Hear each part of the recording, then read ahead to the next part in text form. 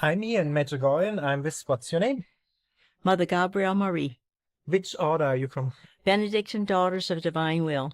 Wow, can you explain a bit? I heard it's a recent order. It's not so new, no? It's a quite new order, no? Yes, it's April 12, 2011 we started. Mm-hmm. Can you summarize a bit what is the charisma of the order? Well, we adoration, we promote adoration. Each sister takes 2 hours of adoration a day. We're contemplative community, but not enclosed. And we read the Divine Will volumes. Our Lord gave Luisa Picaretta an hour a day. Each sister, we read in the morning a half hour, in the afternoon a half hour. We try to live that charism, living in the Divine Will. It's a community of joy, community of great peace and joy, and we just live the Benedictine way, hospitality. People come over, we invite them to dinner. If we're having dinner at the time, we talk to them, So our charism more is just adoration, and trying to live in the divine will.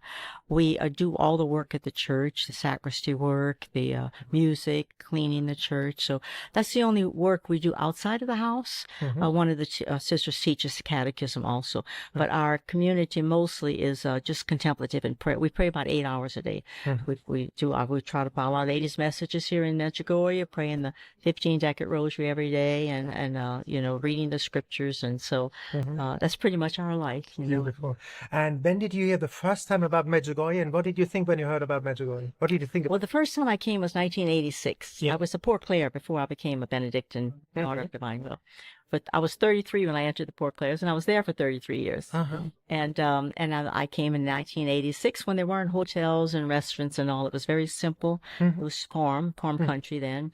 And I received a special grace, very, very special grace. But every time I've come here, I've received a special grace. I've been here many times since, But it's a beautiful place of great joy and peace, and everybody seems to be family. It's just everywhere you walk, people are so congenial, so gracious, so happy, so friendly, and we find it very easy to spread the divine will here because a lot of people have heard about it, but they don't have the volumes. So then we take their email addresses down and we send them all the volumes, in the language that they want it in. So everywhere you walk here, people want to stop and talk to you about the divine will. They said, they ask us if we've heard about the divine will. And then we're able to share more with them. And then, and a lot of them don't have all the books. So we email it to them like that. And you said you received graces here. Can you describe as a sister what kind of a grace you received? What kind of grace here? It's always joy and peace and grace for prayer. That you really feel closeness to God here, a special closeness. Our Lady brings you to her Son, and we feel that. You feel Our Lady's presence everywhere here. But you find prayer very easy, and you just want to pray more, and you want to pray the rosary more. The rosary comes alive here, And I guess you pray the rosary, Yeah. Why do you pray? What is the beauty of the rosary prayer for people who may not know it? We wear a rosary on our habit on the left side. On the left side. Yeah. And because the rosary is a sword. It's a weapon. And a soldier wears a sword on the left side. So he can pull the sword out. So the rosary really is a weapon. There's great power in the rosary. Many miracles have taken place through people praying the rosary. I try to pray it well, but I get distracted a lot. So I ask Jesus to come and pray it within me. And the divine will, I ask him to pray it with me. And then I feel, well, if I'm not going to do it as well as I should, he will make up for me. But I heard a very beautiful prayer, which is Mary, add, then there was destruction, add the fullness to it. And I always put that in Mass. Right. My spiritual guide told me. And, there are a lot of people out there, they don't know God. What is the beauty of God the Father? How would you describe him to people who don't know God? God the Father. There's a beautiful revelations given to Mother Eugenia. Have you read those? Mother Eugenia, the Father speaks to his children. Mother Eugenia, she died in the late 1990s, I think. She found a cure for leprosy. She built the largest leprosy city in the world in Africa. And the Eternal Father appeared to her with the world at his heart and his crown at his feet, because he wants us not to be afraid to come to him. He's a loving Father. And he gave a message to the Pope, to the bishops, to the religious, to the laity in this message. And he gave it all to her in Latin. She didn't know a word of Latin. And the church accepted the apparition. It's approved by the church.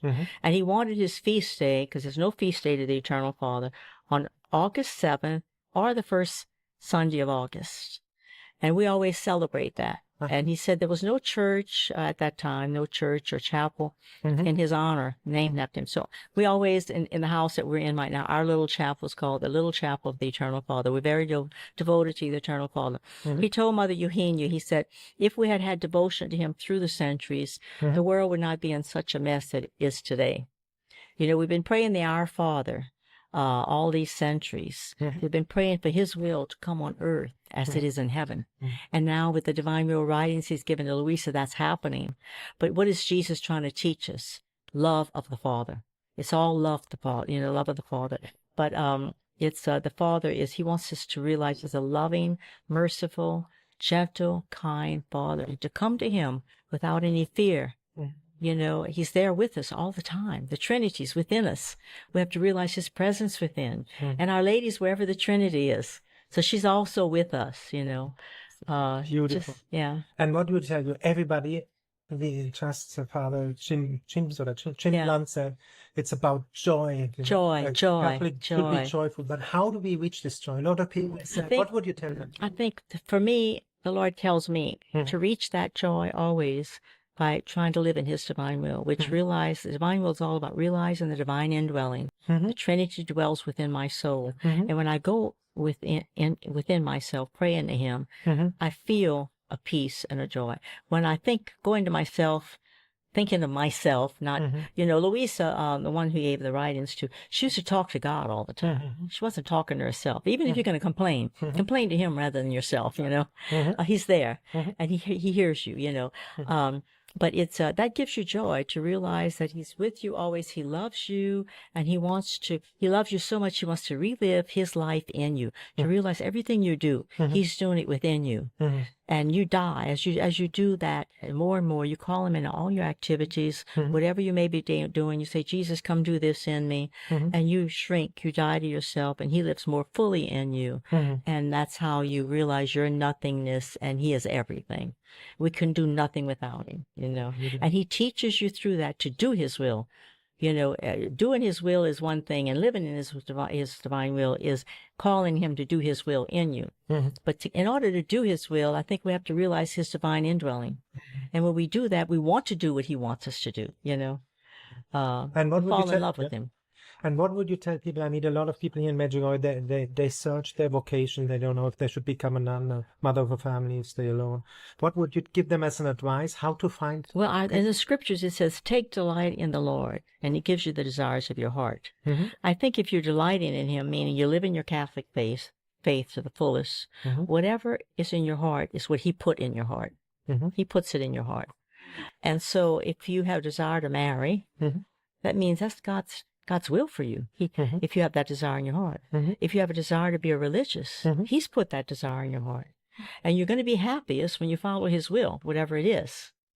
You know, so if He's calling you to just be a single person, living out in the world, serving the church, then you feel happy about that. That's God's will for you.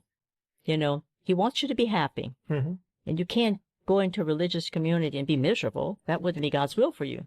You can't get married and be miserable, saying, well, I'm going to get married because I think this is what I need to do, but I really don't want to do that. If you don't feel it in your heart and it doesn't give you joy, that's not what God wants for you.